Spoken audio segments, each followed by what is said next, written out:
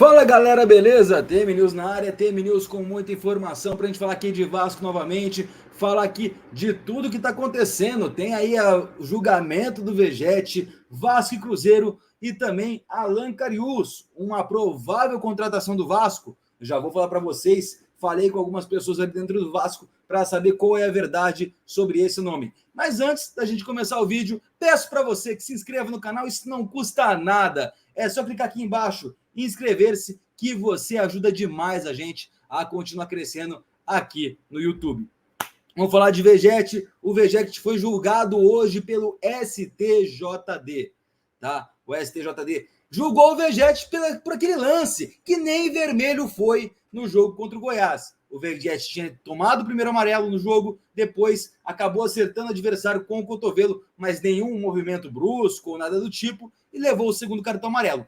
Baseando-se juridicamente pelas leis do STJD, o Vegetti não teria nenhuma base jurídica para receber uma punição, nem de agressão, para receber 4 a 12 jogos de suspensão. Isso preocupou muito a torcida do Vasco, que acabou se preocupando até à toa, porém o Vegetti não foi suspenso, não foi aí punido, até porque 2 cartões amarelos não dão essa possibilidade de um cartão vermelho dá. Por exemplo, o lance do Maidana. O Maidana realmente meteu uma cotovelada no Vegetti com o propósito de agredir o jogador. E aí sim, ele recebeu o cartão vermelho direto.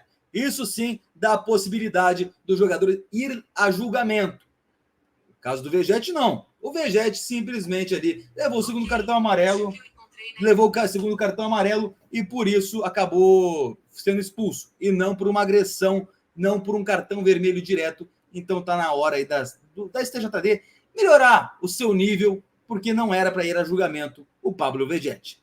Bom, com isso resolvido, Vegetti estará no jogo contra o Cruzeiro, que a gente vai falar agora, um jogo que será com portões fechados.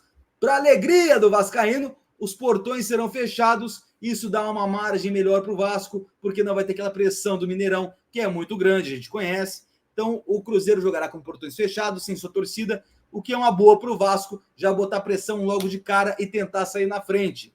O Vasco aí, que é um jogo importantíssimo para ele, é um jogo que, além de poder tirar o Vasco do rebaixamento, pode também colocar o Vasco na briga pela Sul-Americana, até porque os matemáticos já estão colocando o Vasco mais perto da Sul-Americana do que do próprio rebaixamento.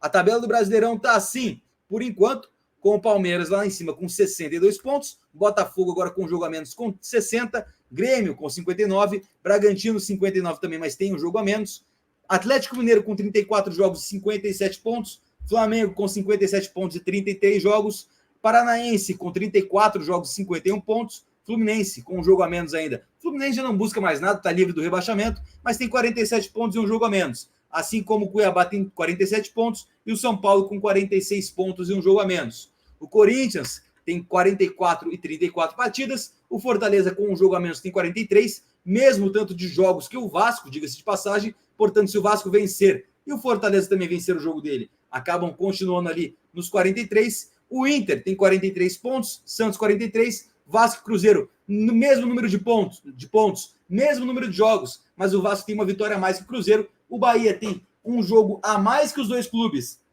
E ó, se o Vasco vence hoje, 38, 9, 40, vai a 5 pontos do rebaixamento, fica a 5 pontos da zona do rebaixamento. Então hoje, amanhã no caso, é um jogo muito importante. Se o Vasco vence, vai a 43 pontos, tá? Vamos botar aqui um resultado simples para o Vasco. Se o Vasco vence, para a gente ilustrar, passa Santos, passa Inter, passa o Cruzeiro, fica bem longe do Bahia e entra, além de tudo, entra na zona de classificação da Sul-Americana, lembrando, o São Paulo abre uma vaga e o Fortaleza está abrindo outra, e ainda por cima fica distante ali da zona do descenso. Fortaleza vai ter um jogo ainda contra o Botafogo, lá em Fortaleza, um jogo que será bem complicado para os dois times, um pensando no título, outro pensando ainda na briga agora contra o rebaixamento. A vida do Fortaleza foi de mal a pior. Então essa vitória para o Vasco é muito importante, além de entrar completamente na zona de classificação para a Sul-Americana, passa Santos, passa Inter e fica bem longe mesmo da zona do rebaixamento. Então a vitória amanhã para esse jogo é de suma importância tanto para esse ano, tanto para o ano seguinte do Vasco da Gama. E a provável escalação do Vasco deve ser Jardim no gol, Piton na lateral esquerda, Michael e Medel, que recebeu o terceiro cartão amarelo, o segundo cartão amarelo nas eliminatórias, vai vir para o jogo. Então, Piton, Michael, Medel e a lateral direita está entre Puma e Gabriel Dias. O Robson Bambu está praticamente descartado desse jogo. Ainda temos na volância Zé Gabriel Prachedes e ali na frente, fazendo camisa 10, Paulinho Paula. Na esquerda, temos o Peck. Na direita, temos o Rossi. E lá na frente, Vegete. Ou seja, Peck, Vegete e Rossi é o trio de ataque escolhido pelo Ramon Dias. Minha opinião, amanhã o Vasco vence placar de 2-0 com uma certa tranquilidade. O Cruzeiro que está brigando, mas está aí, ganhou o último jogo com um gol bem duvidoso. Na minha opinião, estava impedido o gol do Cruzeiro, mas foi um gol bem duvidoso e não jogou bem novamente. Acho que o Vasco ganha. Se entrar com a volúpia que entrou, por exemplo, contra o Curitiba, contra o Flamengo, contra os outros adversários que veio vencendo, o Vasco vence com tranquilidade, inclusive contra o Botafogo, que era líder na atual circunstância. Agora, acredito que o Vasco possa sim vencer esse jogo lá em Minas Gerais. E para fechar, gente, vamos falar do Alan Cariús, o jogador que foi sondado pelo Vasco. Ele está lá no mundo árabe, porém, pelo que eu estou sabendo, é pouco provável que venha, porque, primeiramente, é um jogador que começou no Flamengo. O Vasco não tem tanto interesse no jogador.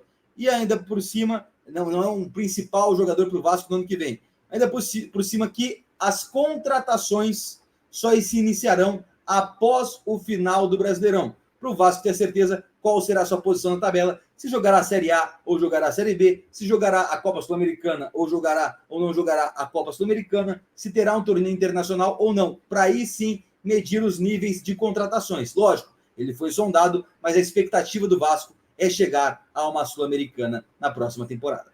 Bom, galera, o vídeo de hoje foi esse. Mais uma vez agradeço todo mundo aqui. Peço para vocês encarecidamente que deixem o seu like e se inscrevam no canal. É muito importante, não custa nada. É só clicar aqui embaixo e inscrever-se, que vocês ajudam demais a gente a continuar crescendo aqui no YouTube. Não custa nada, não dói o dedo e vocês ainda me ajudam muito a continuar o trabalho.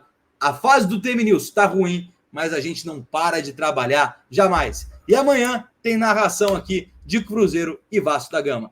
Tô esperando você amanhã. Amanhã, 12:30, tem live, tem vídeo e depois vai ter o jogo entre Cruzeiro e Vasco da Gama. Vou ficando por aqui. Um grande abraço, galera. Deixe seu like, se inscreve no canal e amanhã estamos de volta com mais TM News. Vou ficando por aqui e eu fui.